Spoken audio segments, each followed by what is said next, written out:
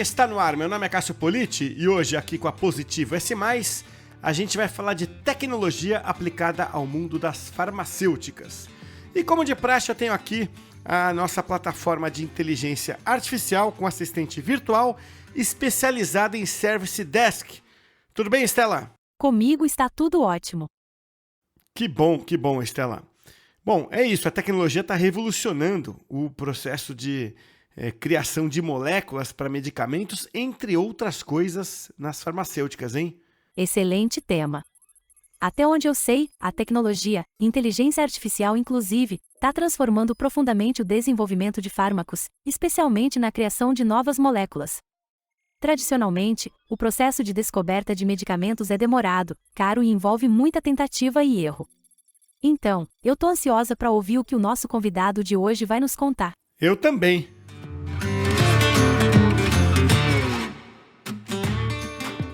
E para a conversa de hoje, tenho o prazer de receber aqui no nosso podcast o Diego Neuffer, que é CTO do Grupo NC.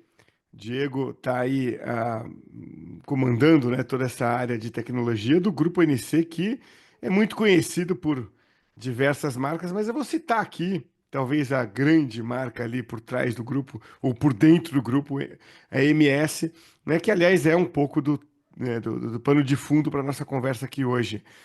Diego, muito legal ter você aqui. Obrigado por aceitar o convite para bater esse papo com a gente hoje. Bom dia, Cássio. Bom dia, Leandro. Obrigadão pelo bate-papo. Obrigado pelo convite e pela oportunidade de a gente poder fazer esse bate-bola aí. Muito legal ter esse momento aqui com vocês. Maravilha, a gente que agradece. E o Leandro, em questão, o Leandro Crespilho, aqui pelo lado da Positivo S+. Leandro, muito legal ter você aqui mais uma vez. Obrigado por ceder novamente um pouquinho do seu tempo para esse papo aqui.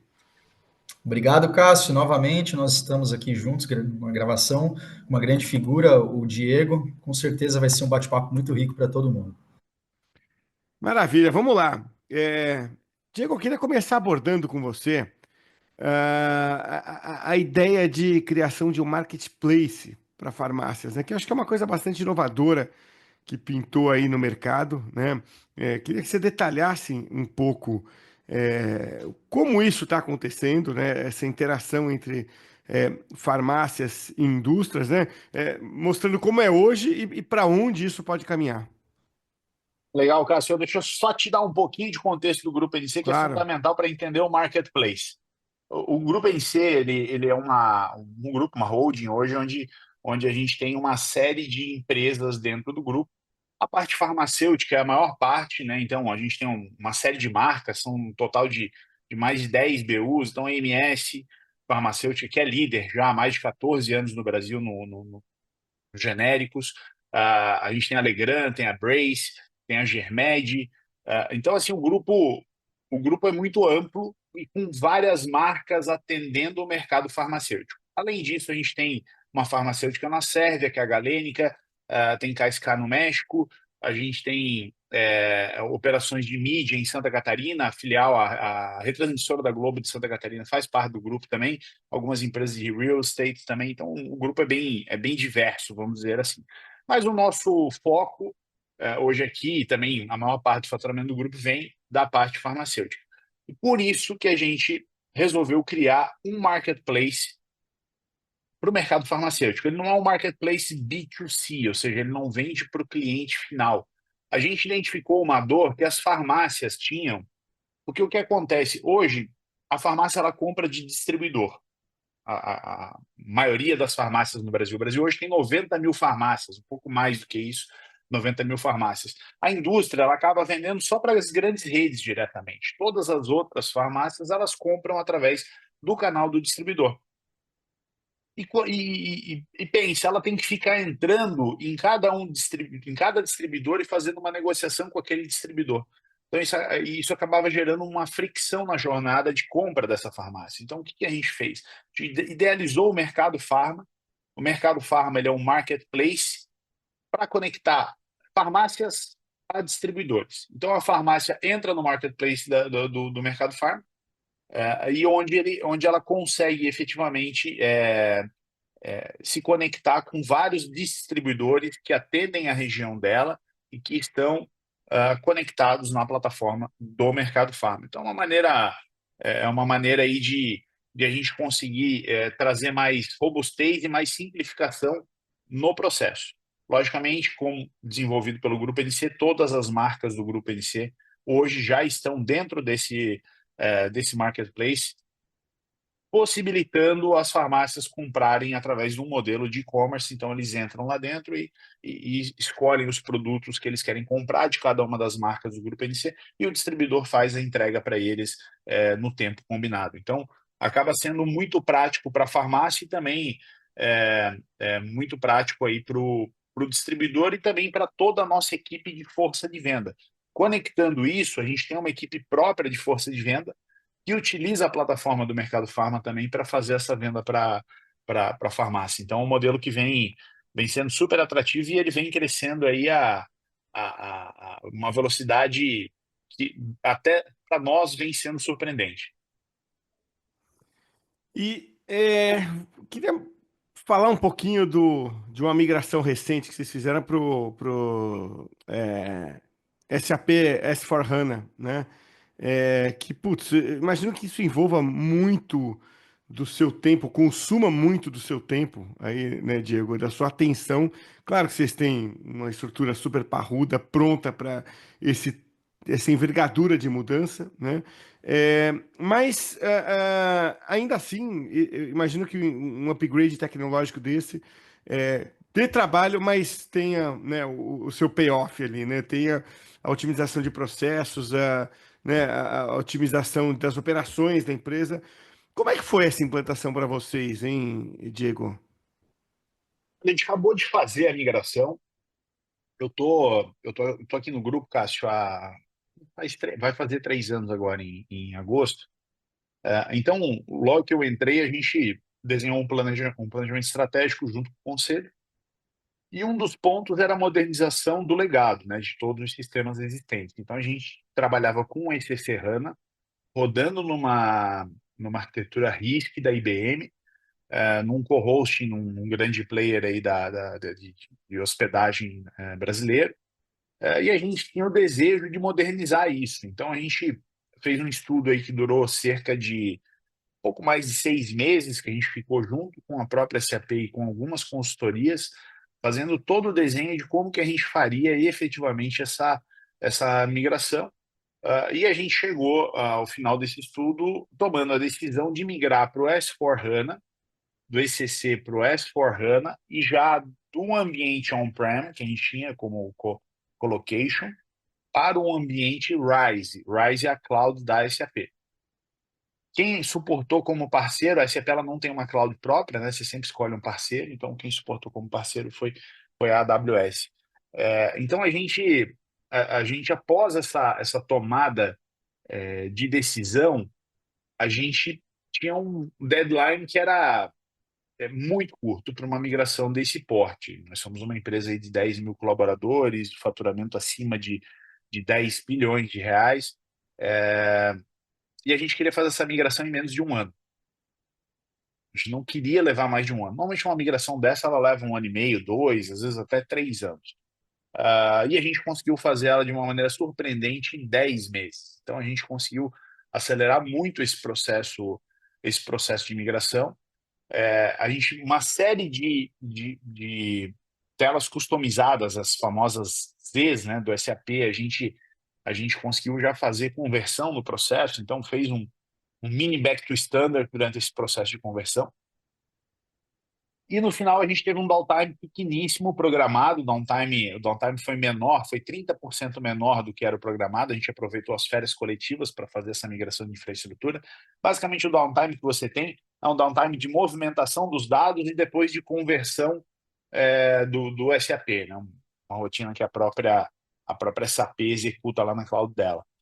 Então a gente conseguiu fazer isso num tempo, vamos dizer assim, recorde, né? A gente tem, logicamente, dados de outras empresas, mas que a gente vê muito no mercado é o pessoal levando aí até 2 anos para fazer esse processo. O time aqui teve um desempenho super bom, as áreas de negócio apoiaram muito, eu acho que isso é fundamental num processo como esse, você tem que ter a área de negócio junto, fazendo os testes, colaborando, sugerindo melhorias, sugerindo mudanças. Eu acho que a gente conseguiu trabalhar o time da NCTech junto com o time da área de negócio, com os times das áreas de negócio, foram centenas de pessoas envolvidas em toda a companhia, para que a gente conseguisse fazer esse projeto e essa migração aí num tempo recorde, sem downtime não previsto, e para a gente sim foi um processo muito bom, porque a primeira nota ela já emitiu. Então, quando você consegue normalmente processo de RP, né, quem já passou sabe o temor que você tem lá de começar a emitir nota fiscal, né? Então a gente conseguiu efetivamente é, ter muita segurança nesse processo. Durante o processo surgiram duas demandas das áreas de negócio que a gente também conseguiu executar em paralelo. A área de compras veio para a gente e falou: olha, o nosso sistema atual de compras não está, de procurement, não está nos atendendo. Conseguimos migrar para outro, a gente fez um selection com eles e chegamos no Ariba da própria SAP. E a mesma coisa aconteceu com a área fiscal da companhia. A área fiscal, olha, o sistema fiscal que a gente tem não está muito legal, será que a gente consegue migrar para outro? A gente fez a migração também para o Guepardo. Então, durante o processo de migração da SAP, que já foi super curto, em 10 meses, a gente ainda migrou todo o nosso compras para o Ariba e toda a nossa área fiscal para o Guepardo. Então, realmente foi um trabalho muito legal aí da NCTech como um todo, junto com todos os times aí das áreas de negócio da companhia. Então, realmente aquele projeto que dá orgulho da gente ter participado, né? Aquele projeto que você chega no final e fala, putz, esse foi bacana, esse realmente você bate no peito assim e fala, projetaço. Legal, Diego. É muito importante esse reconhecimento da área de negócio, né? E muito pela velocidade e eficiência que todo esse projeto, que é um projeto complexo, foi executado. E aí, eu achei interessante você citar, Diego, sobre a área de negócio, né? Nós sabemos que a inteligência artificial ela tem sido apontada como uma das maiores revoluções na área da saúde, especialmente no desenvolvimento de novos medicamentos. Eu queria ouvir de você, explica para a gente como exatamente a IA, eu sei que você pessoalmente é uma pessoa muito ligada, né, essa revolução da IA, mas explica para a gente como que ela está revolucionando no processo de criação de moléculas. Conta para a gente, de repente, algum exemplo prático de como essas ferramentas digitais, essas novas ferramentas digitais estão realmente acelerando ou melhorando o desenvolvimento de novos medicamentos. Isso está totalmente ligado à área de negócio e está totalmente ligado à velocidade do desenvolvimento do negócio. Ótima pergunta, Leandro. Cara, eu acabei de voltar, fazem 2 semanas que eu acabei de voltar de uma temporada curta no MIT, fiquei 3 semanas lá estudando inteligência artificial. E o que mais me surpreendeu é o envolvimento das grandes farmacêuticas com a academia, tanto na parte de mapeamento de genoma, como nessa parte que a gente chama de drug discovery, que é a parte de descoberta de medicamentos. E é algo que aqui no Brasil a gente nunca investiu muito, né? A gente não é um país reconhecido por ter muitas patentes, seja no que for, né? E a indústria farmacêutica acompanha isso, e é algo que a gente está tentando trabalhar aqui efetivamente na MS. A gente tem um time hoje interno, ah, pela Incetec, a gente apoia esse time, que é um time focado muito nessa parte de estudo de drug discovery, de como que você consegue efetivamente descobrir novas moléculas de uma maneira mais rápida e uma maneira seca, que a gente fala, né? Porque normalmente o processo de descoberta de molécula envolve um laboratório, que é um laboratório molhado, porque você está mexendo com substâncias, e esse processo ele é um processo relativamente longo, é um processo que leva anos para você descobrir uma nova molécula. E hoje, com as ferramentas computacionais que a gente tem, lógico, tudo isso muito acelerado com placas GPU de última geração, a gente consegue fazer simulações em poucas horas que reduz a quantidade de moléculas que a gente está estudando de milhões para centenas. Então, isso dá um ganho de escala gigantesco. E o que eu vejo é que a gente vai passar por uma nova era da indústria farmacêutica e da saúde como um todo, porque a inteligência artificial, não essa parte de descoberta de novos medicamentos, mas ela vai mudar muita coisa, como, por exemplo, o diagnóstico.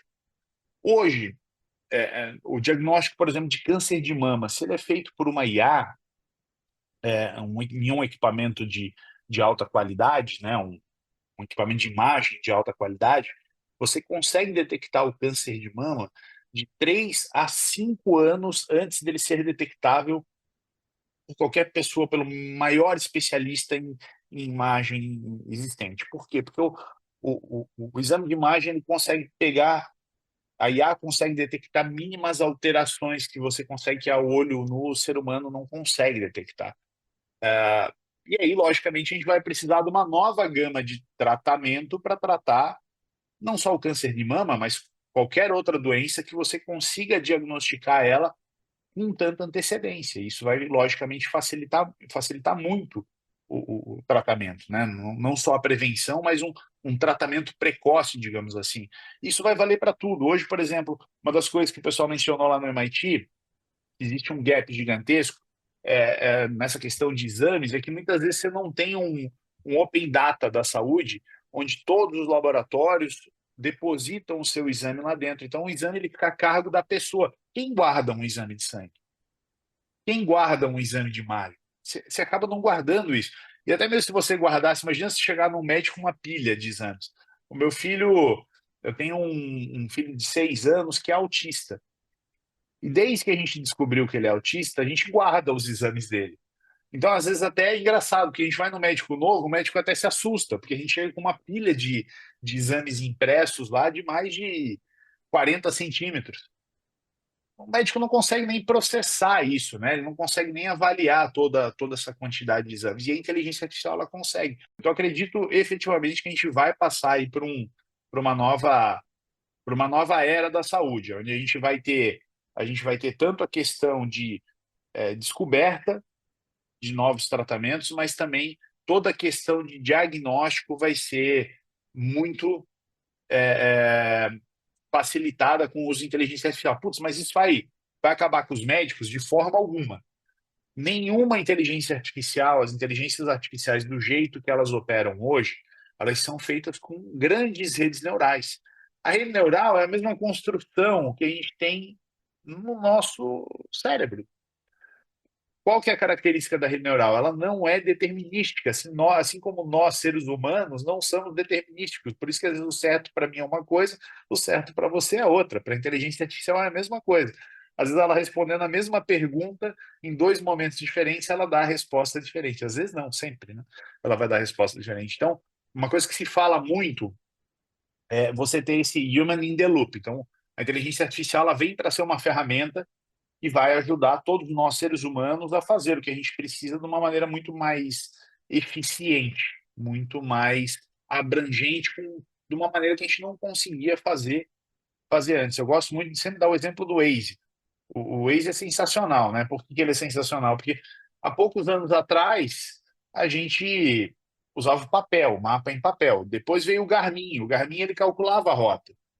E aí você começou, gente, será que eu faço essa rota que ele está me mandando? E depois você começou a confiar no Garmin. No começo você não confiava, né?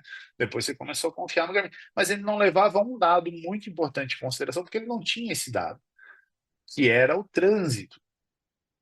Até que veio o quê? Waze, Google Maps, essas ferramentas já analisando também o trânsito.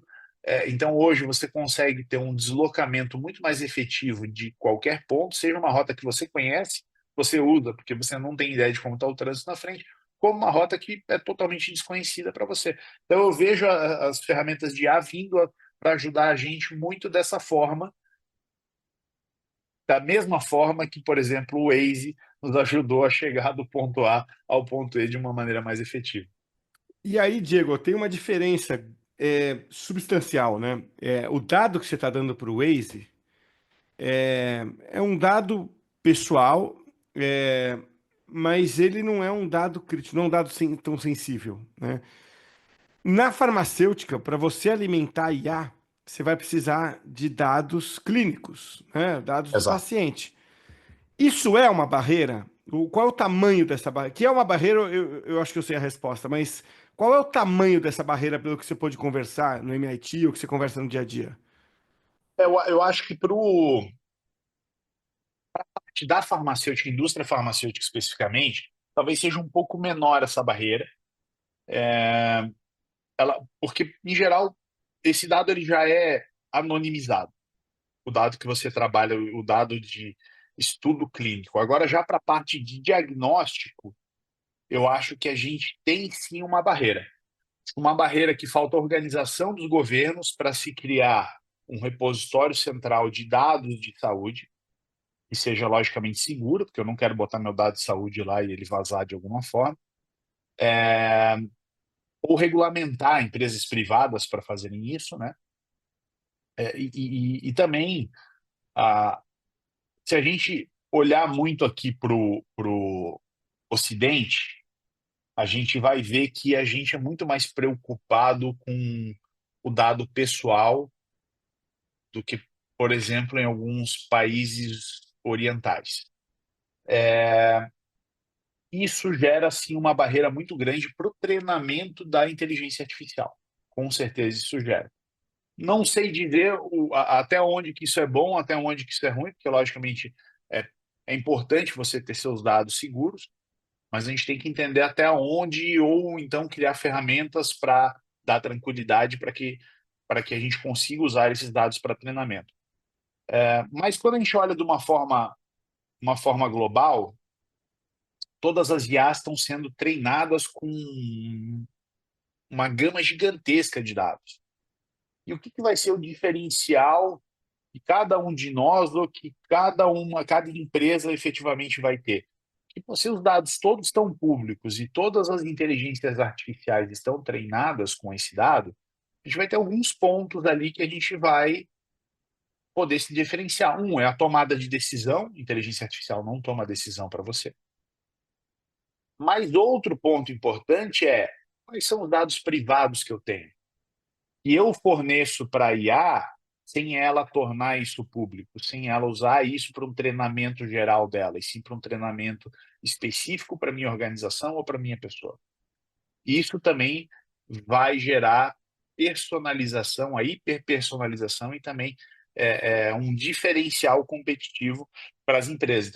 Existe uma. Historicamente, sempre existiu uma barreira, uma certa distância entre a área da saúde, por ser mais humanizada, e a área de TI, por ser uma área mais de exatas. Agora, a TI sendo mais estratégica e olhando um pouco mais sobre algumas tecnologias que podem ajudar em velocidade, em eficiência, principalmente em diagnóstico e a longevidade da vida de uma pessoa, você sente que naturalmente ou de forma orgânica, existe uma aproximação, uma aceitação maior de algumas tecnologias para a área de saúde? Fala um pouco mais sobre como tem sido isso. Eu acho que é um caminho natural você ver isso acontecendo. Então, vou te dar um exemplo claro sobre isso. Até pouco tempo atrás, você não tinha como compartilhar os dados do seu relógio com o seu médico, por exemplo. Quantas leituras de batimento ele não faz por dia? Ele pega o teu exercício, ele pega quantos passos você deu, ele pega o que você deslocou, ele pega o oxímetro. Tem algumas versões de relógio que tem até pressão arterial. Então, por que não compartilhar esses dados com o seu médico? São iniciativas que já estão acontecendo, a gente vê isso acontecendo ao redor Meio do lógico mundo. até, né, Diego? Esse É meio dado ele se lógico, mas perde, né? exato, o dado se perde, o dado. Cara, eu tô muito ansioso, o que está acontecendo? O médico pode entrar ali e olhar, pô, cara, mas você está dormindo 4 horas e meia por noite. Lógico que você vai estar ansioso. Pô, mas eu fico deitado lá na cama 8 horas. Mas o que você está dormindo efetivamente é 4 horas e meia. Então eu acho que é uma riqueza de dados que hoje a gente ainda não usa, mas eu acho que aos poucos a sociedade vai criando a cultura. O último check-up que eu fiz no Einstein, eles já pediram para eu compartilhar dados do meu Apple Watch, isso ano passado. Até então eles nunca tinham pedido, nunca tinham feito isso, então acho que é algo que vai crescer, é algo, eu acho que só tem que efetivamente somar. E com isso, logicamente, as pessoas vão confiando, né? Até pouco tempo atrás, era como meu pai, por exemplo, meu pai ele temava com o Waze. Ele falou, eu não vou botar esse Waze aí porque eu sei muito melhor chegar lá. Até ele tomar de cara com alguns engarrafamentos. Aí depois ele vai vendo, putz, realmente, se eu tivesse colocado, não teria ficado 1 hora parado aqui na fila, né? Então você vai criando confiança na tecnologia. Eu acho que é um processo de amadurecimento, é natural isso. Eu acho que isso cada vez vai acontecer mais. A gente tem um outro processo que a gente está passando agora, que é o processo de bula eletrônica. Então, pô, a gente fala bula, você tem uma caixa de medicamentos, você tem a bula lá. Quantas pessoas leem a bula? Quão amigável é você ler essa bula e entender o que está dentro da bula? A maior parte das pessoas vão fazer, ela simplesmente vai comprar o remédio e vai fazer ou o que o médico escreveu, ou alguns medicamentos eles vêm até com espaço na caixa para o farmacêutico escrever como que você toma aquele medicamento. Quanto de papel a gente não gasta imprimindo bula? Qual o impacto em carbono disso? Será que a gente não consegue criar uma tecnologia que seja mais fácil e mais eficiente de utilizar do que um papel que é uma letra pequena, que a maior parte das pessoas não conseguem ler, que está escrito num linguajar talvez não tão claro para todos, tem um padrão também, alguns talvez podem estar mais claro, outros menos claro, dependendo do medicamento, do laboratório, do farmacêutico que redigiu aquilo ali. Então, são barreiras. A Anvisa recentemente autorizou os primeiros testes. Então, a gente já tem algumas linhas de medicamento hoje que a gente está colocando o QR Code na caixa do medicamento. A MS foi pioneira nisso. Então, a gente, há mais de 10 anos, a gente tem QR Code em todas as caixas de medicamento da MS e de todas as empresas do Grupo NC. O que a gente está fazendo agora é começando a testar em algumas linhas que vão para hospitais, que vão para clínicas, de não colocar mais a bula. Isso é um projeto que a gente está fazendo em conjunto com a Anvisa, né? Então, para reduzir o impacto ambiental de tudo isso. A gente vem estudando uma série de tecnologias aqui que a gente não conseguiu chegar ainda, talvez, num ponto 100% de segurança, como, por exemplo, uma bula GPT. Você conversar com a bula. O problema disso é que se você coloca a conversa com a bula, você tem que garantir que a inteligência artificial vai responder 100% das vezes correto. E a gente sabe que nenhuma dessas inteligências artificiais atuais consegue fazer isso. Nenhuma consegue. Não existe essa feature em nenhuma delas. Você consegue ir reduzindo isso. Você pode ter várias estratégias que você consegue fazer de guardrails, de uma IA verificar a resposta da outra, mas você nunca consegue chegar no 100%. E se uma vez uma IA sugerir uma dose errada para uma mãe, e a mãe dá essa dose que gera algum impacto no seu filho, é uma vida que você está gerando impacto. E isso não tem preço, a gente sabe que isso efetivamente não tem preço. Então acho que é super legal a questão da bula, e eu acho que tem uma série de tecnologias que a gente vai poder evoluir, vai poder amplificar, como essa que eu falei do Bula GPT. Ao mesmo tempo, a gente vem conseguindo, por exemplo, quando você escaneia o QR Code, você cai numa página da bula, onde você consegue aumentar a fonte, reduzir a fonte, mudar o contraste, pedir para ler a bula para você. Então, é uma tecnologia já muito mais acessível que a gente vem desenvolvendo para que a bula se torne efetivamente um auxiliar, um companheiro, e não mais simplesmente um papel que vai virar lixo dentro da embalagem do medicamento. Perfeito. Ô, Diego, é uma delícia conversar com você, cara, muito interessante. Você já é um cara super antenado, como o Leandro mencionou, e aí volta de eventos aí, sei que teve mais de um recente, é, e vem com todo esse arsenal, então é muito rico conversar com você, muito gostoso, né? Eu fiquei animado aqui de saber que o diagnóstico já já vai estar sendo feito com muito mais antecedência, graças à tecnologia que vem nos auxiliando. Então, obrigado mais uma vez aí pelo papo, Diego.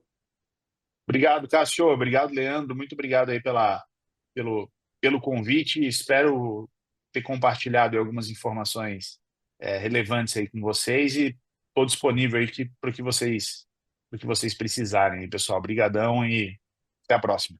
Certamente contribuiu muito, Leandro. Obrigado mais uma vez aí. Obrigado, eu que agradeço. Obrigado, Diego, pela rica conversa. E obrigado, Cássio, mais uma vez pela oportunidade. Um abraço.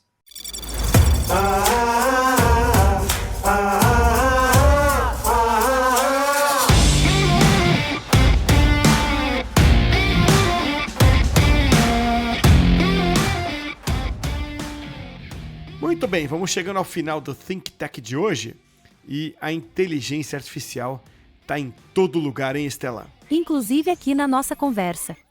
É isso aí, o Think Tech de hoje fica por aqui. Até a próxima, hein?